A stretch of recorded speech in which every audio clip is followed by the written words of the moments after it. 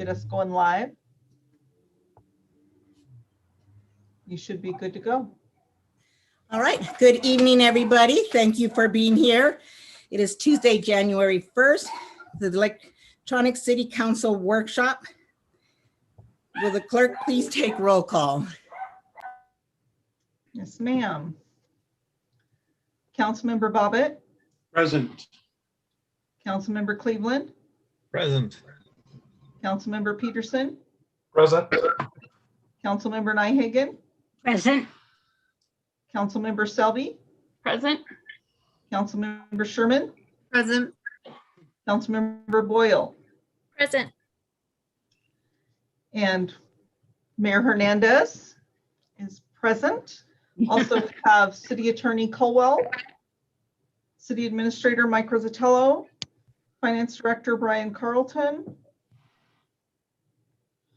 HR Manager Sean Doring, and myself, City Clerk Lisa Neisel. We do have a quorum. We're good to go. Great. Thank you. All right. So let's get right into it. We have several workshop items tonight, but no action will be taken. First, we have the 2022 to 2027 Transportation Improvement Plan by Mr. Rosatello. Okay. We're going to do Pledge of Allegiance. Oh, Is that a point of order? Lisa, do you have the pledge ready to go? What? Give me just one moment. It's on the agenda.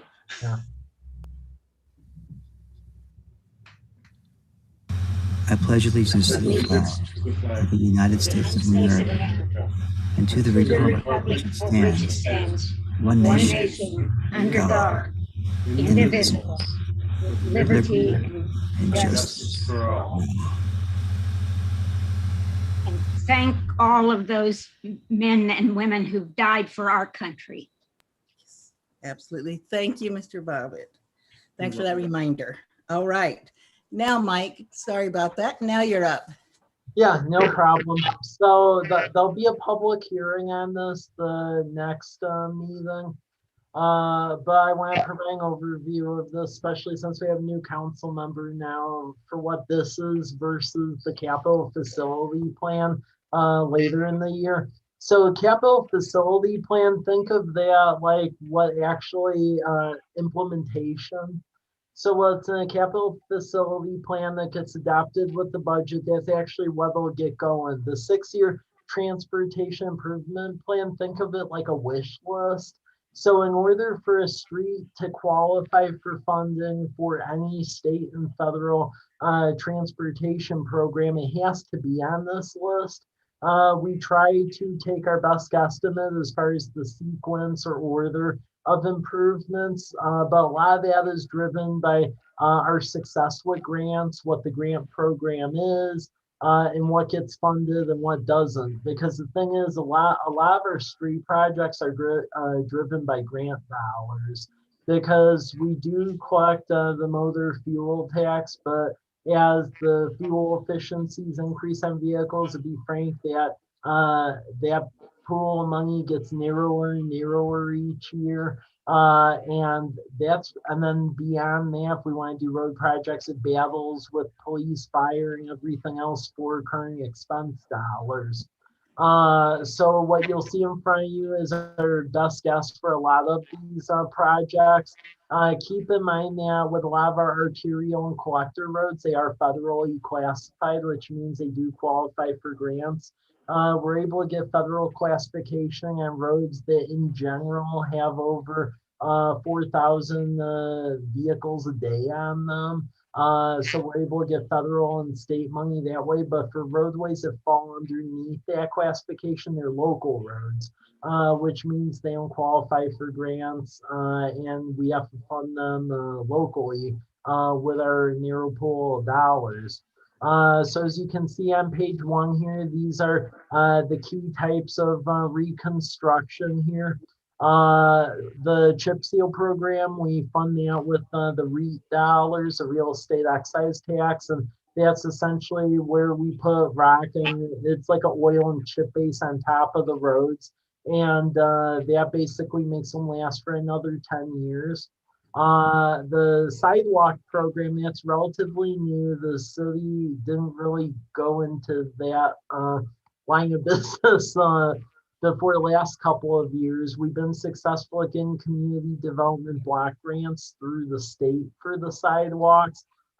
As we get into the sidewalk list, there's nuances to the prioritization. And then for principal arterials, as you can see for this year, dealing with the Southwest 4th Street. So the 4 Bikes project, C Street and Myra Road. City of Walla Walla is doing some signal improvements there, and we want to come in and put in some appropriate traffic signage to help yield the congestion over there. And once Goodwill comes online, they will be paying for those improvements. Post office crossing, putting appropriate bump outs, and then some signals over there, and we've submitted grants for that. Going into 2022, the South Side development, we believe there'll be 2 signalized intersections that essentially will be triggered by the Stone Creek development as all that land gets developed across from the high school. Now, most of that will be covered by the developer fees that we collect for that. There will be some exposure to the city since College Avenue is an existing thoroughfare, but most of it will be covered by development fees. 2022, some improvements on Birch, and then the South Side Development Corridor east-west, that would be the new road to serve that new development. That would be fully borne by the developer though. 2022 is also Majanier Road. So we were successful in getting some Metropolitan Planning Organization grant money to pay for final engineering and land acquisition for the road, and that money becomes liquid in October. We are going to MPO for construction grant dollars, and that'll be to improve that road to an urban standard, because keep in mind, last year, we took over ownership of the road from the county. That was a county road, now it's in the city. And with that new development that will be going south of it, it needs to be improved to more of an urban standard because there's more traffic going down it. 2022, this project is a candidate for community development block grant funds, and something we're going to definitely try for. There is a street off of College Avenue.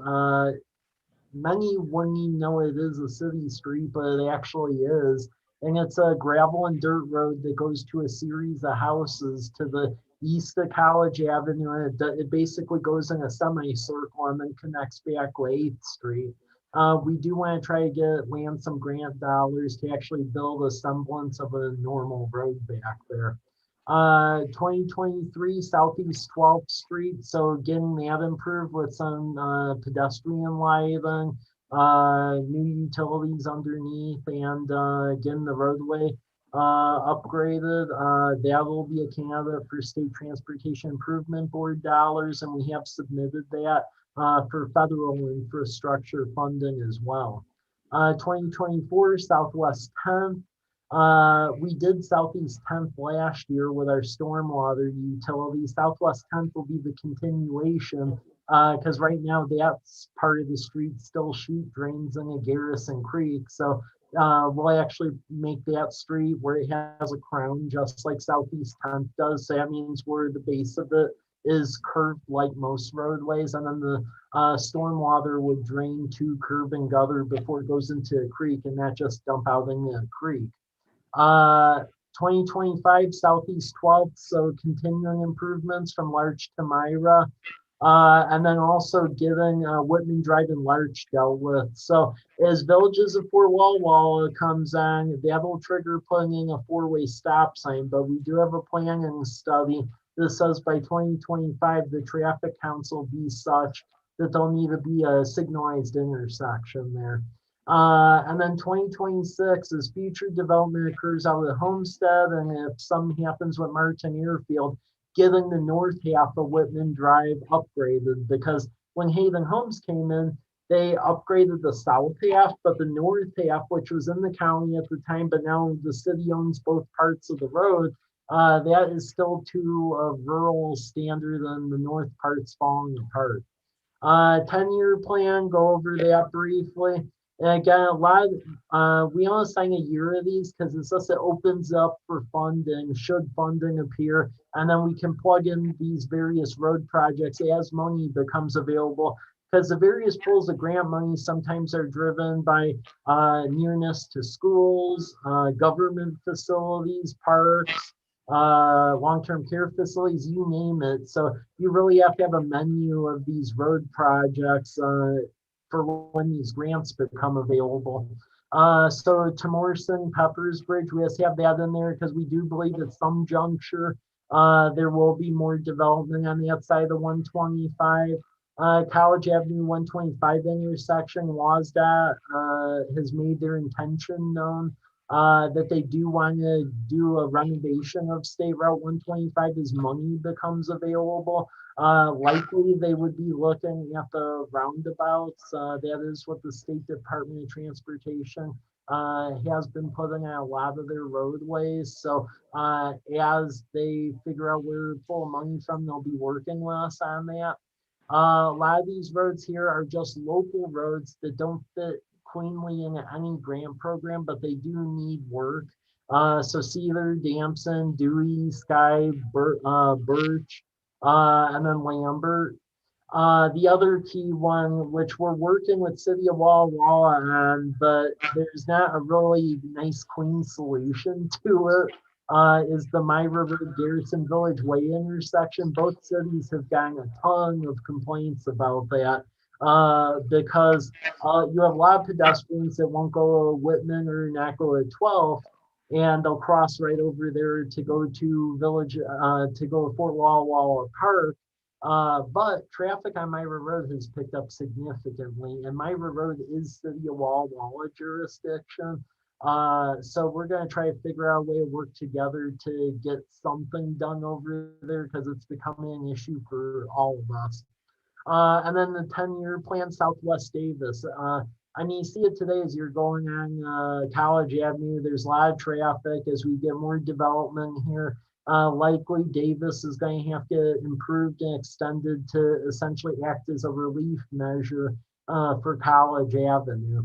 And then long term is like 10 to 20 year period. So Ash, 11th Street, and then some areas on our periphery, which one would think they would likely develop 10 to 20 years out, but who knows? So Peppers Bridge, Dones and Clarence, extending that if needed, Southwest 12th. And then the other one is Southwest 4th because we have that gap between homestead development and the traditional area of College Place. And over time already, it's starting to show that that's desperately needed. Page 3 is the chip seal program that goes over essentially putting the rock and the oil and putting that nice coating on the roadways, and it keeps their life up for another 10 years. So we can get more life out of them. So so basically, this is going in the next 6 years. For this year, they'll be mainly dealing with Puff Lane, Bade, roadways like that, but that's not on this list because it's happening this year. Next year will be Harvest Meadows and Nap Edition in Bliss, which is over there. 2023 is 6th, 7th, and Cedar Bend, which is that subdivision between Lamperti and the high school. And then 8th and 9th. And then Evans and Davis. 2024 is Autumn Meadows subdivision. So Newgate, Scenic View, and then also that may be expedited, especially if we end up taking over the private roads in there. 2024 will also deal with Country Estates, Sherburne Edition, which is a subdivision at Cross Larch in Southwest 10th. 2025 will be Highland Park. That's been kicked back a couple of years because we're slowly changing out the water connections up there, and no reason redoing all roads if we're still in the process of ripping them up and change connections. 2026, putting chip seal on C between Larch and Myra, and then also the total extend a large through town. And then 2027 would be DCO. Okay, next one. Then Safe Walk. So this program has been funded mainly by our success through the Community Development Block Grant Program. So the streets that are listed closer in term are streets that are completely within the qualifying census block groups. So the trick with how we get the state Community Development Block Grant funding is actually as a whole, the entire city actually has too high of a median income to apply. So we had to do this pretty extensive mathematical measurement from the census block group level. And there's 2 block groups in the city that qualify for state grant funding. So 9202.2 and 0.3 qualify. And those block groups are between Blaylock, Sunny Drive, and then Birch Street, Birch Avenue. And then also the west side is very jagged. It goes like from Davis and then bumps out to Academy Way and then Evans. Those border roads are listed later on because the state community development block group folks get heartburn over funding projects where in their eyes it benefits a richer block group. It shouldn't matter, but to them it does.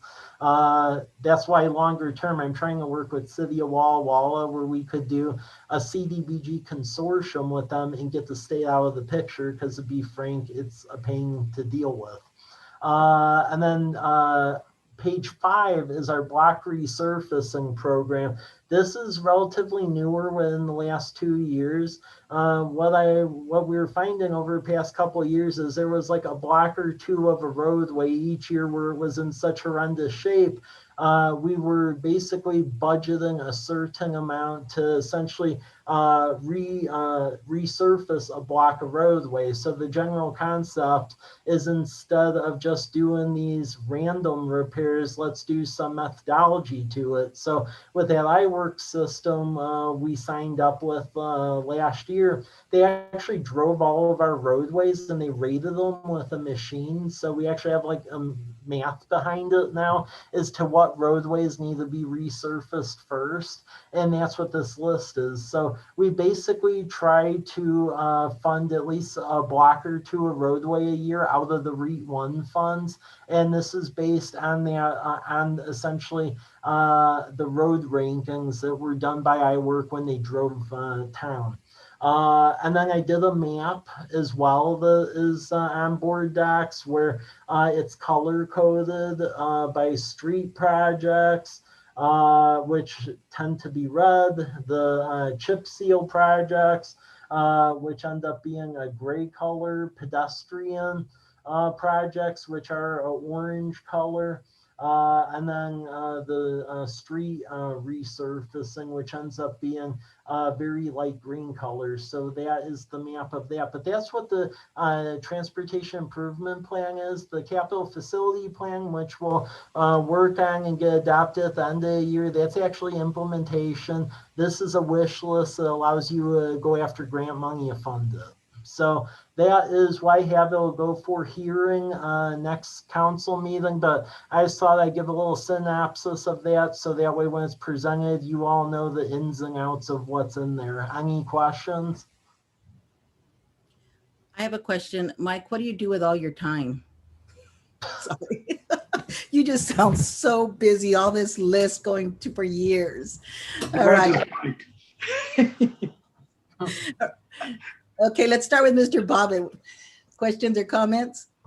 Boy, that was so power packed there, Mike, but the question way back in the first part when you talked about bump outs for the crosswalk area by the post office. Yeah. Are those really necessary? We've had bump outs in this College Avenue rebuild, they got rid of them.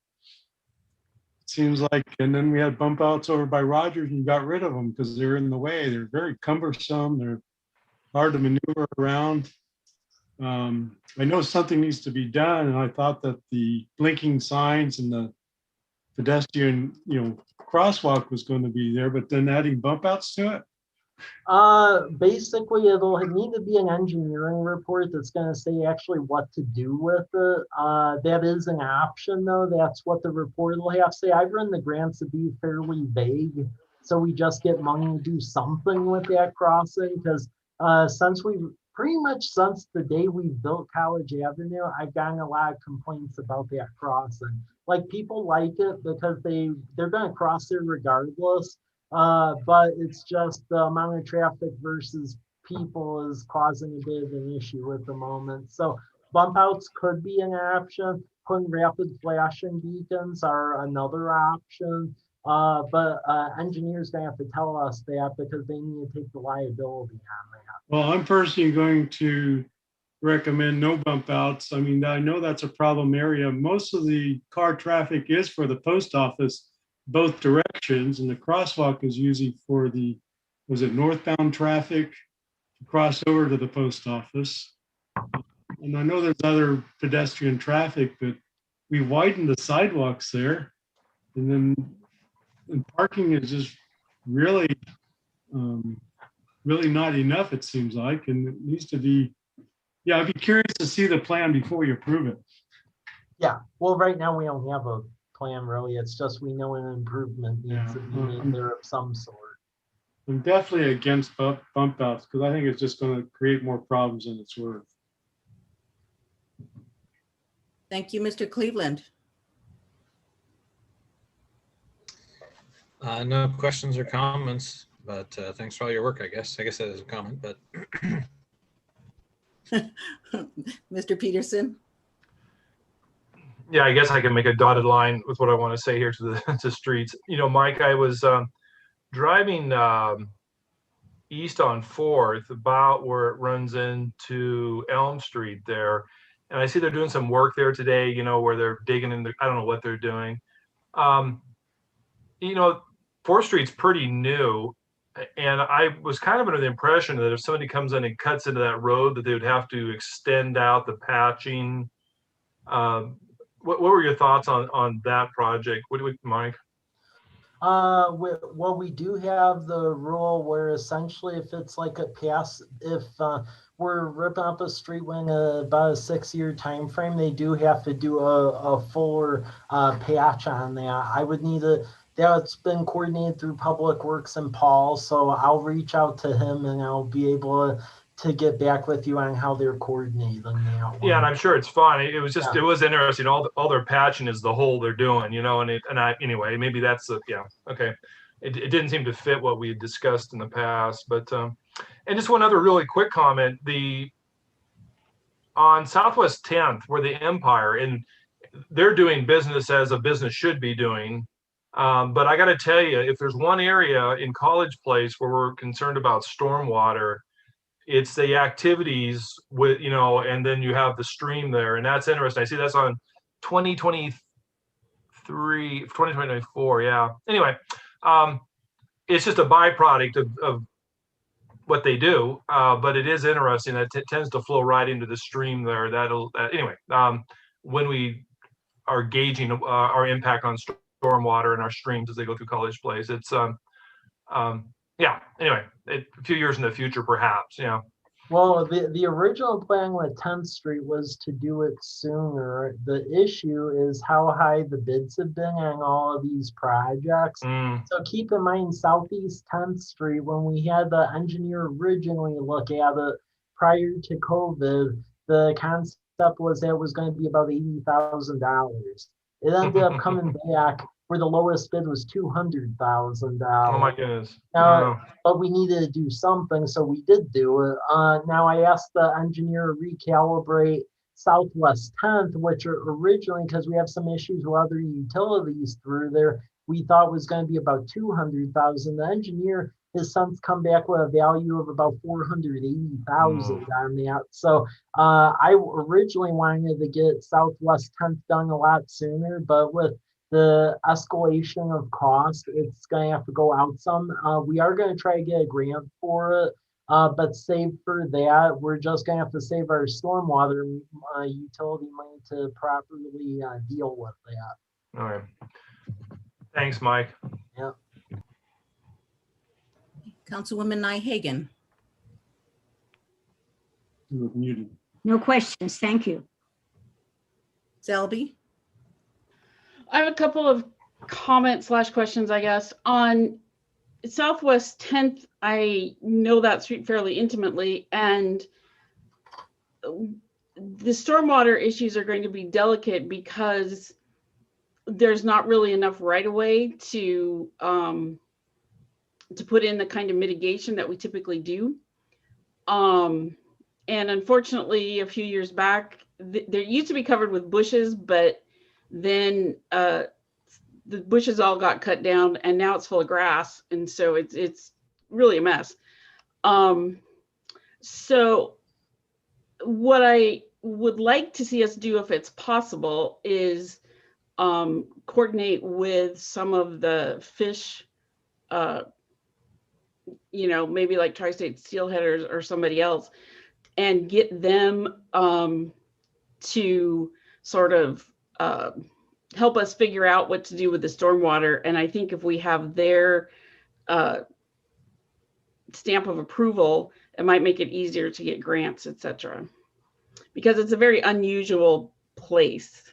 And in my looking at it, just with not measuring anything or anything, I almost feel like that we need it to be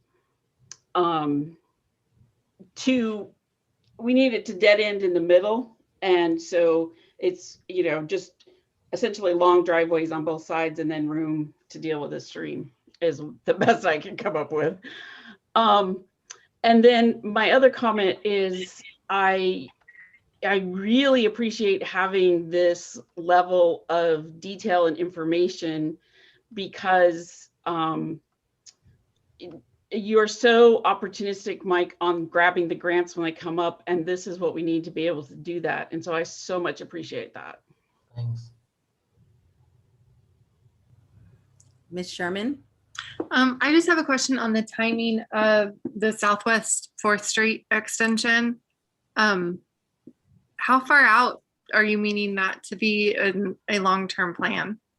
So the 4th Street extension from Academy Way to Homestead, what I would like to have happen is if that bluff above Martin Airfield develops for residential housing, hypothetically, we could require as a condition of that the developer would help fund that connector road.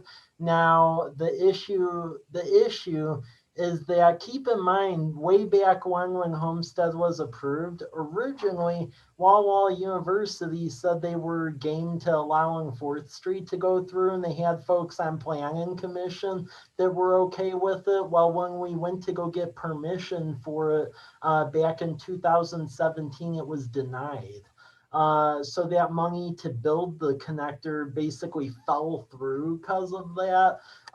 So really it's going to be contingent on, I would say, the future development on that little bluff area above Martin Airfield, because that could drive it, or development itself of Martin Airfield. I don't see either of those happening probably for the next couple of years, because there's other water improvements that need to occur to essentially be able to drive that sort of development. So I apologize for being vague on that, but unfortunately it's going to take that to really drive that, plus the university to be willing to finally allow us through there. And I mean, I know I've expressed to them that needs to happen, because I mean, whether people choose to see it or not, there's actually a ton of bike traffic going through there already without the road going in there. They're just riding on the gravel easement over there. So there's traffic going through there whether we like it or not, basically.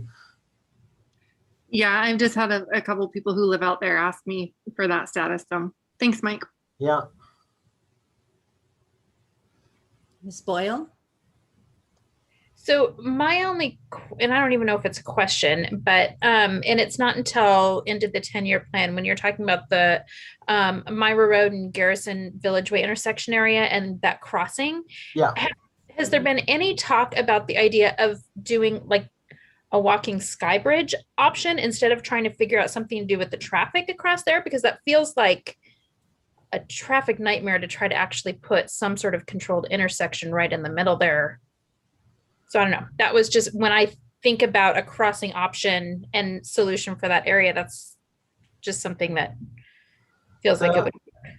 Yeah, I mean, the Skybridge one would be a neat option. The only problem there is a difference in cost. I mean, to put something like that over Myra. I mean, I know where I went to college like 10 years ago, so with inflation, it's probably even more now. But back then it was like 800,000 to go put in a sky bridge, but then if you do a traffic signal, it runs about 250 to 275,000. So that would be the main issue, figuring out where to get that differential in cost from. And then if City of Walla Walla would even allow it too, because keep in mind, we can make requests, but we don't own that right away, they do. Right. And another complex layer to that roadway is, depending when we're doing it, eventually WASDOT wants to get rid of their ownership of 9th Street and switch State Route 125 to Myra. So depending on when that goes down, that puts a whole nother layer of regulation on top of that. Well, that sounds like a fun project.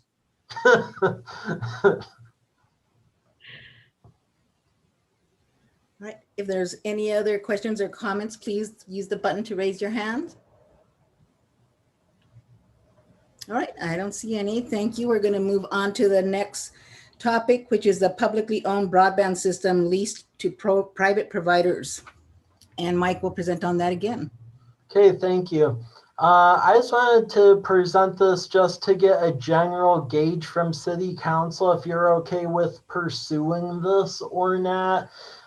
So with the American Rescue Plan money, and then in addition to that, the FCC is going to now have money for broadband, as is State Community Economic Revitalization Board and Public Works Trust Fund. The big area they're funding now is essentially broadband, and the port actually got a grant for a broadband study for Walla Walla County, just to identify where we're at from service levels. They are now, there are parts of the county that have hardly any providers.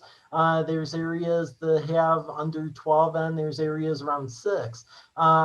Parts of our community range from the gamut from the 3 up to the 6. The issue is that it's pretty much a well-known thing that, as far as what you can get from a pricing standpoint, as well as a speed standpoint and a fair availability across the community, it leaves something to be desired. That's basically the synopsis of this report. Now, with the various grants, especially the one from the FCC that's going to be coming out later this summer, they're into funding publicly owned dark fiber networks. Now, we're a quarter of the way there, because as we've been doing road projects, we've been putting in blank conduit. We haven't been putting in dark fiber in them, but we do have the conduit runs along key corridors. So this report looked at doing a publicly owned model all across the county. And what that would look like is, in essence, the port, the cities, the higher education institutions, libraries, everyone would pull together, try to build this public network, and then in essence, it would be leased out to the private sector. And that does a couple of things. That increases competition, and that lowers what you end up paying for internet, because there is more competition. So where I worked at City of Colfax, Port of Whitman County has been doing this for a long time, because, to be frank, there isn't really that much going on up there. So that's like a model of business they decided to get into. And they've been very successful at it. And because they've increased the amount of internet companies and so forth, it's lowered the cost and the amount of availability and internet plans to choose from. So the thing is, if we built this, I mean, I'm the first to admit that your local and county governments don't like know how to lease this stuff, but who does is the Port of Whitman County. They created this nonprofit called Petrichor, and they basically act as the manager and the leasing agent for all these public agencies to essentially manage the dark fiber. And Petrichor, which is an arm of Port of Whitman County, they manage these systems for Port of Pasco, Bellingham, Skagit, Kalama, Ridgefield, all over the place. So what we're looking at doing is we want to cooperate with, because City of Walla Walla is on board with doing this, as is the county. I've talked to Walla Walla University, Rural Library District, the port. Everyone's on board, and the port is going to act basically as the lead agent on several of the grants, but we're all going to have our portions to do. And in order to pull this off, I did it 11 years ago when I worked in the south suburbs of Chicago. It's definitely doable, and I've done it twice already, but it is work. Now, our three advisory boards, the Utilities Commission, Youth Advisory, and Economic Development, they made a recommendation to go forth. I just want to put this in front of you all because to build out a fiber home system in College Place would be about $4 million. Now, with the FCC grant that's coming out later this summer, because we're deemed an impoverished community, they would pay for 90% of it. So if we get that, that would pay for 3.6 million, which would leave a local match of 400,000, which if you divide that between the various agencies and everyone getting the ARP money, ends up being not that much money to get a fiber home thing going. So that is the basic synopsis of all this. I'm just throwing out there before we all start doing grant applications, if you're okay with this. And I've also included hyperlinks to other publicly owned broadband systems that I helped build back when I lived in Urbana, Illinois, and then the South Suburban one that we did with this FCC grant about 11 years ago when the recession hit. All right, thank you, Mike. So for questions and comments, we'll start with Mr. Bobbitt. I'm still processing. Come back to me later. Okay, Councilmember Cleveland. Well, I certainly like the idea of upgrading our technology infrastructure here. If I'm understanding you correctly, we would be installing dark fiber lines and then leasing them out to the local internet providers, essentially, who would supposedly use it to, increase the speeds and connect folks up to it.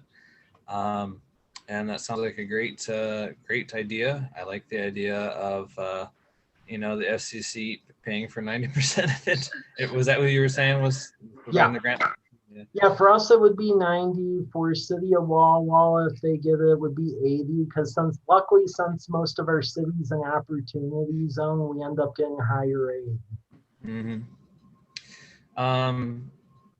And as we continue to, replace streets and whatnot, we'd have more opportunities for putting in more fiber optic conduit, though I'd presume that the grants probably still wouldn't be around, at least the current ones, and we'd be looking for other opportunities. Or would we just look to install the fiber at the same time that we're installing the new conduit? Well, that's what will end up happening. If we end up getting this series of grants, we would be putting conduit and dark fiber in at the same time, because you do it all at once. Because really, this money's only come around when there's been like financial disasters or other things. So the last time they threw this much money toward this was like at the recession. So it sounds like a great opportunity, and I like it, and I want to move forward with it. Councilmember Peterson. Well, I just Googled to find out what dark fiber is, so I'm really up to speed here now. So I'm feeling pretty good about that. So, well, tell us, because that was my question. It's like Mike just said. It's basically we have the tubes now. This is basically putting fiber in the tubes with no ownership or use of it until at some point it's leased. I may have that kind of right, Mike. I don't know. No, you're right. Dark fiber means essentially it isn't lit, it isn't used yet, and it's lit fiber when it's essentially contracted out to Yeah. private sector and they're using it. So Mike, what's the risk on this? I mean, it's probably it's way too early to have a pro forma. Obviously, there would be a stream of income in the future as this is leased. And we don't know until it happens, but there would be a pro forma perhaps. But yet, if it's a grant, there's minimal risk. True? There's minimal risk. I mean, the only risk, I mean, if you have a management company that knows what they're doing, and Petrichor does, because they're doing this for a bunch of other local governments, that really mitigates a lot of it. I mean, the key thing is just to have your stuff like well marked once it's installed, because the only risk is like if you have a contractor not paying attention and they put a backhoe through your fiber. I mean, I had that done back in Chicago. So I mean, the argument there would be market well, but beyond that, as long as we have that project manager intermediary like Petrichor, I would say the risk is very minimal. I would say the learning experience from when I worked at Urbana-Champaign is don't try to run it yourself. Yeah. Because that did not go so well. So as soon as you build it, give that thing a Petrichor run and let them deal with that. Yeah. Sounds good, Mike. Yeah, sounds good. Ms. Nyhagen, No questions, thank you. Ms. Selby. I have two questions, thank you. First, the school districts and stuff, would they get it essentially free? Like if Walla Walla University and Whitman put money into it, then it would be free to them? Yeah. Sweet. And then secondly, I like the idea of somebody else running it, but do we, when we lease it or when we sign our deal with Petrichor, do we every so often get to look at it and say, well, you know, we've got enough money for maintenance, but we really want to make sure that we have, we need to up our reliability, or we need to make sure the price goes down. So don't give us as much money, lower the price instead, you know, like make priorities for them. That would need to be something that we would need to negotiate with them. I mean, I will say the systems that they run like up in Whitman County and Ponderay County, folks up there didn't really know what a lot of that was. So they were letting Petrichor do their thing pretty much. So we would need to put safeguards in the interlocal agreement. Yeah, I just think it would be a good idea to, you know, kind of work with them on priorities at the beginning, and then like, I don't know, every 2-3 years, kind of a rebalancing almost.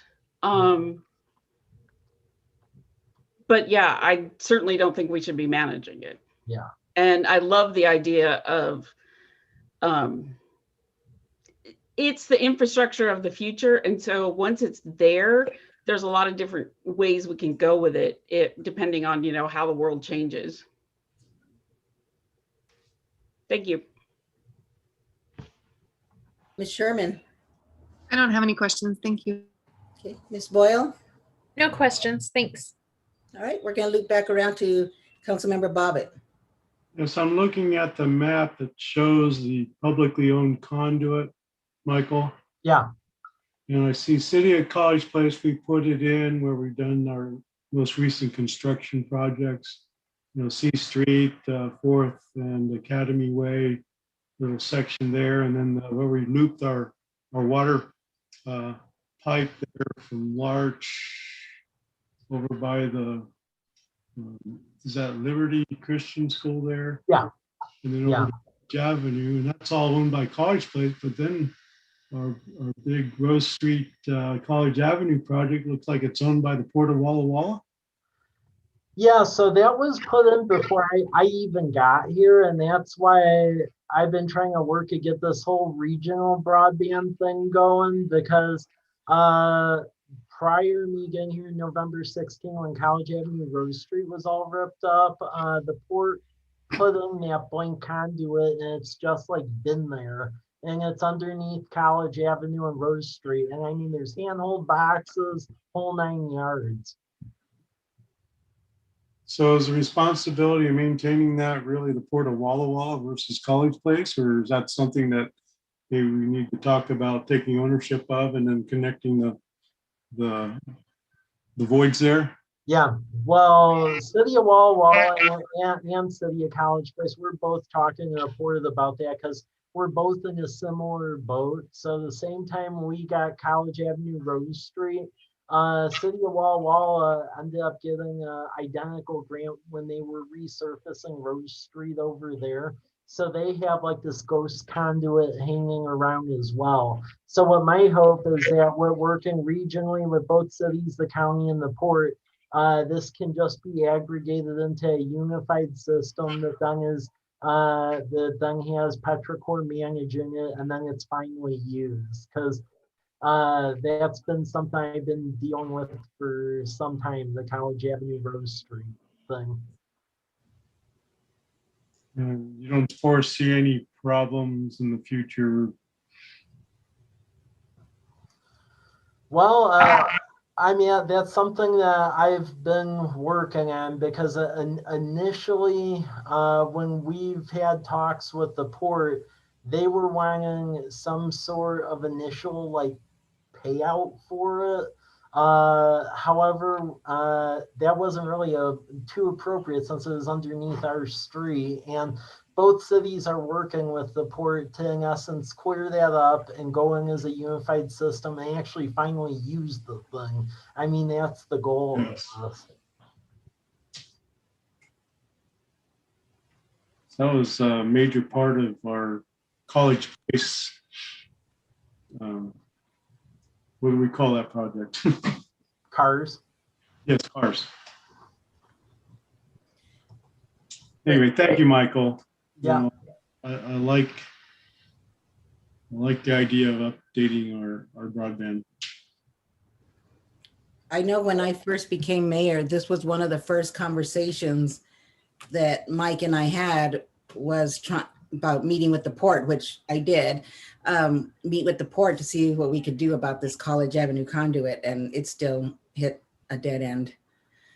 Because other than us paying them for it, we couldn't get anywhere else. But thank you, Mike, for continuing to pursue it.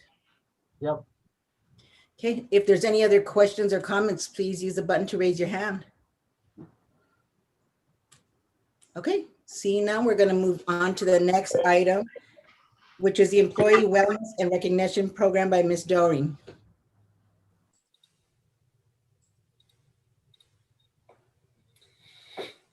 All right. About 3 years ago, we started an employee wellness program with an employee of the quarter. We came up with a baseball theme. Supervisors and sometimes employees hit a home run form. And then we choose from those forms or those submitted to determine who the employee of the quarter is going to be. Thank you, Lisa. There's a picture of the form that a supervisor can submit when they see an employee going above and beyond. And then those are all compiled for the quarter. And then we select one employee to be the most valuable player for the quarter.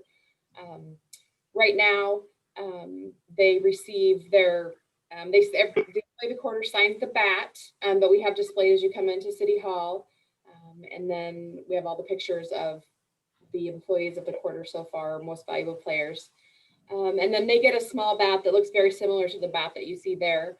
And we are just wanting to step it up a little bit more and provide some sort of an incentive or an award for that employee of the quarter or most valuable player. So Mike and I talked about it. We decided that we thought a paid day off would be something that would interest and motivate our employees. So there's several things in here, the policy for the MVP program, including the talks about how they earned the day off or awarded the day off. And then also this resolution would update a resolution 619 that was passed clear back in April of 2000 in support of the College Place Wellness Program. And then it would also approve our program policies for our wellness program. Does anybody have any questions, thoughts, suggestions? Start with Councilmember Bobbitt. Any questions, suggestions, comments? No, I'm looking over the documents here. I like what I see. All right. Councilmember Cleveland? No questions, but sounds like a great way to support and motivate our excellent, hardworking employees. So thank you for the idea. Yes. Councilmember Peterson? Yeah, quick question. Do we have an existing funding to HRA or HSA for employee wellness where they've met a certain criteria as far as activity or? Do we have a contribution that goes into an HRA? Is that what you're asking? Yeah. We don't. We have, and employees can sign up for a FSA, a flexible spending account, but we don't have an HRA. Okay, thank you. Councilwoman Nyhagen? I like the program. Thank you. No questions. Councilwoman Selby? I really like this. This is way better than, you know, the little get some cheap thing out of a catalog ones that I always got stuck with as an employee. Right. All right, Councilwoman Sherman? I've gotten some cool swag. I don't know about this cheap catalog thing, but I mean, that is pretty cool. I guess, is this just going to be a regular payroll expense that would just be, you know, paid by their department? It's not like a separate, there's not separate wellness money that will like fill that other bucket. It would just come out of there. Yeah. Cool. I think it's awesome. What is the participation rate at this time? And do you think this will increase people's? As far as, I would say we get, off the top of my head, I would say that we get 50% participation. I think right now we're sitting at 66% participation for our actual, some of the hoops that we have to jump through to get the 2% discount. So we actually specifically track that one because we have to maintain 50%. But I would say definitely higher, say, in like City Hall, community development, harder to reach public works. So like a lower percentage there, but higher here. Cool. Well, hopefully it can. At the average in the PD department. There you go. Yeah, Reed, you have to sign up. You need to be part of this now. I already asked Sean all about it. Okay, good. That's awesome. Well, I hope that we can get back to the quarterly lunches so that we can be there when those are announced, because I love hearing all of them, especially when Paul, I think, did one for every single person after that one of those parades. It was pretty cool. And Councilwoman Boyle? Will there be, I think it's a great idea and I love it. My only question is, are you guys going to have, so when somebody is awarded that extra day, is there a timeline of when they have to use that time off so that it's not just carried over? Good idea. Maybe I need to add that into the policy before I bring it to you guys next time. Yep, it's a great idea. All right, if there's any other questions or comment, please use the button to raise your hand. All right, then we're going to move on to the strategic plan survey by Mr. Rizzatello. Hey, thank you. Now to see the full results of the survey, if you go under information for consideration and copy and paste in the hyperlink for SurveyMonkey, it'll take you to essentially this new dashboard that SurveyMonkey has, where it allows you to essentially review everything in a really concise manner. I'll just go over the salient points so far of this. So you all know we have the strategic plan that was done back in 2017. It was a 10-year plan. We make a habit here where about every other year we do review it to see what needs to be tweaked, because there were timelines within that. In the future meeting, we'll go over the actual edits to the plan itself. But one thing that feeds those edits is by doing this survey to just glean where the community is at. This was advertised significantly over a period of 2 months. So we had flyers at the key businesses in town with QR codes in both English and Spanish. And then it was rung on the various social media accounts too over a period of 2 months. We did get about roughly 112 responses.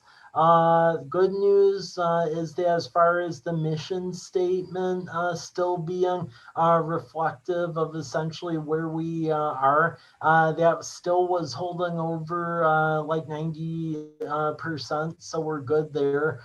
Same with the values in the plan, that was over that number as well. And then when it goes on, there's a lot more, I would say, open-ended questions just to glean where people are at with various aspects. So naturally, if you went over every one, there's quite a few of them, but I will say there's like themes that emerged. So as far as concerns for the future of the city, the various themes tend to be around managed growth or managing it correctly, as well as increasing the number of businesses in the community. As far as what the city should be doing more of, a lot of it was very positive comments about more community events, but then also dealing with the ones that we hear time and time again. We try to fill with grants, but it appears that people want to see more of it, which is dealing with the street repair and the maintenance and reconstruction, the sidewalks, and then like we heard this winter, the whole snow removal conversation. Snow removal was a theme with the more of. As far as what the city does well, there's very positive comments about essentially events, the communication, stepped up code enforcement over the last couple of years, schools and community events. As far as what city needs to improve on, a lot of that was having to do with roads, also code enforcement. So it was interesting, code enforcement fell in the well and the need to improve on. So I would say that's mainly because that's like an emerging trend. Because I mean, when I got here, we didn't even have a code enforcement officer. So we're basically just getting our legs stabilized under that one. And then to improve on again is the whole snow removal thing. And again, if you go on that hyperlink that goes to that SurveyMonkey dashboard, you can look under each of the questions and look at the various comments that folks put in for that.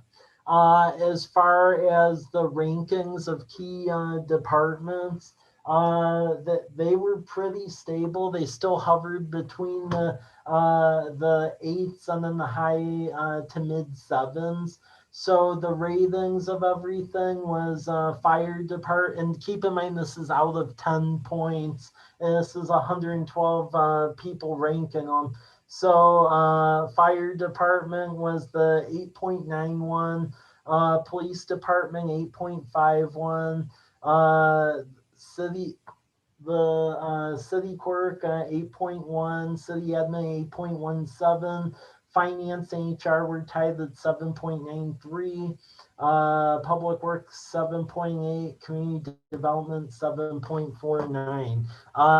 The numbers, considering what we went through with COVID and just the way it threw a wrench in how we do business at Normalized. Fairly pleased with those results, because I mean, I know City of Walla Walla saw a drop in some of the key items. So the fact that we didn't see stuff like that, I think is good. That's indicative that people in general appreciate what we do. As far as who filled out the survey, the length of residency, what led the pack was for folks who were here more than 10 years, and the 1 to 5 and 6 to 10 years was about even. For whether you own or rent, owners were about 65%, rent was about 35%, and then the age, 65 and older led the pack at 65 and older led the pack at around 27%. And then beyond that, it was fairly close for the other age groups, with the exception of 18 to 24-year-olds being a smaller group at 4.2%. And then when you look at essentially where the people that filled this in were filling out from, the area that led the pack was Whitman PUD subdivision, also College Place number 2, which is like the older part of the town between College and Larch and 4th and 12th, Homestead, and then Garrison Creek Heights. Those were all the folks that was where there were significant numbers at, but then that was fairly deviated between the other key areas of the community. But with that is the general synopsis of the said survey. Please go to that SurveyMonkey dashboard to see specifics. But at a future meeting, we'll be just coming back to present key edits to the strategic plan, because in addition to this, we did a strategic plan talk through with Lawson Knight with the staff. So we had a meeting with the staff to go over it. So we'll basically be marrying the content between all of these, the survey, that meeting, and the previous strategic plan to get her updated. So that's why I have. Okay, let's go through council members for questions or comments. Mr. Bobbitt? I'm still processing, but no real questions at this point. Mr. Cleveland? No questions. Great work. Mr. Peterson? No questions. Thank you. Selby? Ms. Nyhagen, I'll come back to you. No questions, thank you. Sorry. That's all right.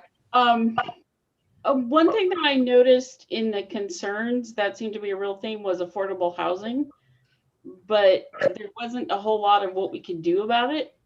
And I am not really clear at all on what we can do about it either. So I know working on the moratorium on the mobile homes to look at that zoning is part of it. But at some point, I would like to understand what options are available and what we're trying to do on affordable housing, because I don't feel like I understand it very well.